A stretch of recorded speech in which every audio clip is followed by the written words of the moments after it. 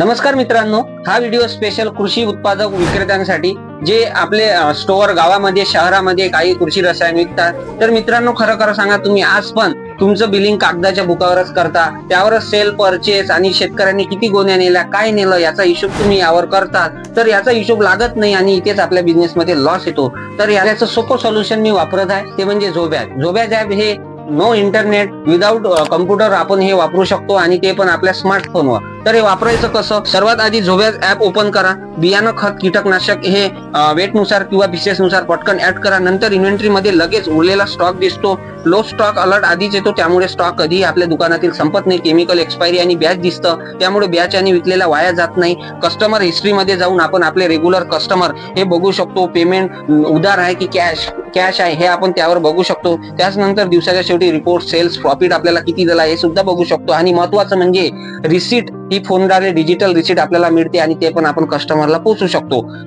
तर मित्रांनो, तुमचंही ऍग्रिकल्चर शॉप असेल तर तुम्हीही हे प्ले स्टोअर वरून झोबॅज ॲप हे इन्स्टॉल करा आणि रोज याला ट्राय करून थोडंसं ग्रो करा, प्रॅक्टिस करा आणि आपल्या रोजच्या बिझनेस मध्ये तुम्ही याचा यूज करा.